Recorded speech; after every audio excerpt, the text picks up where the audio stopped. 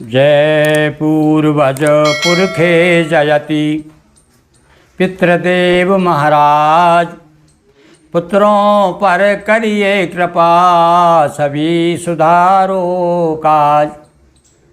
पितृपक्ष नज़दीक है, हमारे सामने है। पदों की पूर्णिमा से लेकर 15 दिन तक, 16 दिन तक यानी अमावस तक अपने पितरों को मनाएंगे। पितृ कुपित हो जाते हैं तो कोई भी रक्षा करने नहीं आता। जब अपने ये वाला दुश्मन हो जाए तब दूसरा क्या सहायता आपकी करेगा। तो अपने पुरखों को जल देने की सबसे सरल विधि, ये जो अपने माता पिता के प्रति श्रद्धा रखते हैं और जिनके प्रति जिनके मन में जिज्ञासा है कि जल किस प्रकार से देना चाहिए। कई लोगों को ये भी नहीं मालूम कि जल कब से कब देना चाहिए, कैसे देना चाहिए, जल क्यों देना चाहिए। तो आज हमने ये एक वीडियो आपके सामने रख रहे हैं कि पुरखों को जल देने की सरल विधि। तो मैंने देखा कि बराबर बिना पढ़े लिखे लोग, मैंने देखा कि बराबर जल लेकर के और पुरखों को इस प्रकार से जल देते हैं। मतलब देखिए, पूर्वजों से उनको ज्ञान प्राप्त है, पर फिर भी कुछ लोग जानकारी नहीं है। तर्पण जो है 6 प्रकार का तर्पण है। तो देव तर्पण है, यम तर्पण है, दिव्य पुरुष तर्पण है, देव तर्पण है, मनुष्य तर्पण है। किंतु हम तो केवल मनुष्य तर्पण की बात करते हैं। अपने मतलब 3 पीढ़ियों को जल दिया जाता है। ये 16 दिनों में विशेष रूप से, वैसे तो आप पंडितों से सहायता लेंगे तो पूरा विधि विधान से कराएंगे, पर हम यदि आपको पंडित उपलब्ध नहीं है तो आपको ऐसी सरल विधि आज हम बताने जा रहे हैं कि आप घर बैठे वो फल प्राप्त करेंगे। तो आज जो लोग मेरे इस वीडियो को सुन रहे हैं, देख रहे हैं, अपना पेन कागज निकाल लें। बड़े सरल ढंग से मैं आपको समझाने का प्रयास करूंगा किस प्रकार से अपने पुरखों को आप जल दें। यहाँ पर 3 पीढ़ी को जल दिया जाता है और 3 पीढ़ी को जब जल देते हैं तो एक एक नाम से 3 बार देते हैं। तो पहले पिता, पितामह, प्रपितामह, यानी अपने पिताजी और दादाजी और परदादा, दादा परदादा, 3 पीढ़ी। इसी प्रकार से माँ, दादी और परदादी, ये तीनों को 3 आपको, तीनों को 3 आपको केवल 9 और 3 अर्घ देना है आपको भगवान ब्रह्मा विष्णु महेश। बस जल देने के लिए क्या क्या सामग्री लगेगी। तो खास विशेष रूप से आपने तांबे के पात्र में या तांबे का पात्र में, जो भी पात्र हो उस पात्र में जल ले लीजिए। जल रखिए, पवित्र नदियों का जल हो, तीर्थों का जल हो, गंगा जी का जल हो, नर्मदा जी का जल हो, और अच्छी बात है। नहीं तो शुद्ध जल ले आइए, ताज़ा जल ले आइए, कुएँ का ले आइए, नल का ले आइए। जल ले लिया आपने। इसके बाद में एक कुश लाइए, कुश बहुत आवश्यक है। आप इसके साथ में चंदन और तिल भी ज़रूरी है। ये बाकी चीज़ जैसे कि फूल भी ना मिले तो कोई बात नहीं, चावल ना मिले चावल भी ले लें, चंदन भी ले लें, और अच्छी बात है यदि मिल जाती है, पर ये 3 चीज़ तो आपके पास होना चाहिए। अब ये तीनों आपने इकट्ठे ले ली और ले करके आप एक थाली रख लें सामने।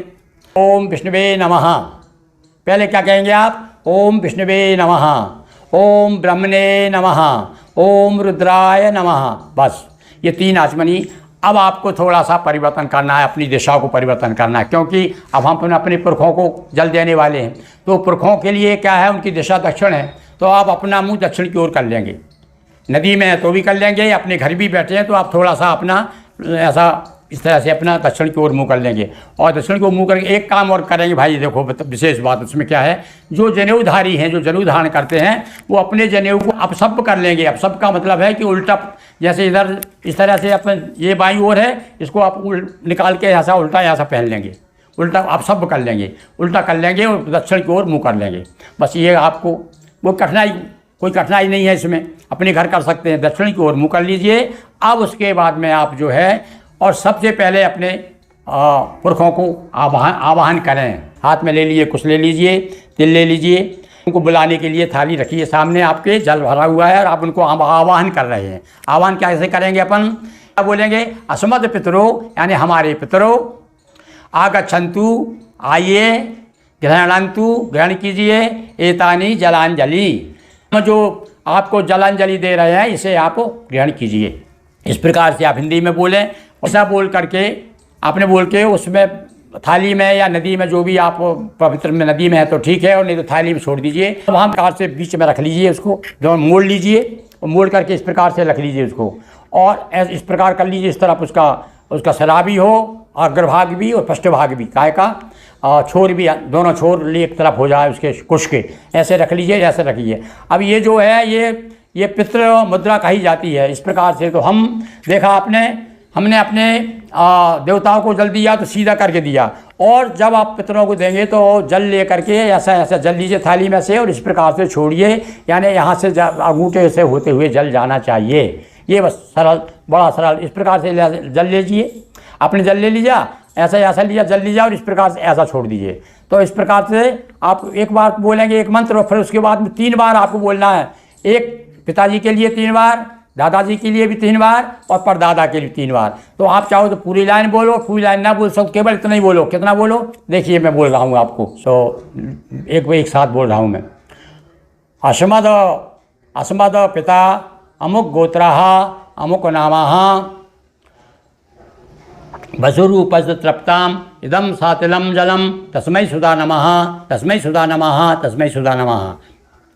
अस्मद पितामह अमुक गोत्रः अमुक नामः रुद्ररूपस्तृप्ताम् इदं सातिलं जलं तस्मै सुधा नमः, तस्मै सुधा नमः, तस्मै सुधा नमः।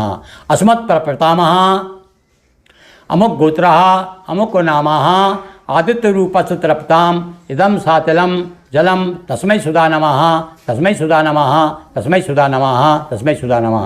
अस्मद माता अमुक गोत्रः अमुक नामः गायत्री रूपस्तृप्ताम् इदं सातिलं जलं तस्मै सुधा नमः, तस्मै सुधा नमः, तस्मै सुधा नमः।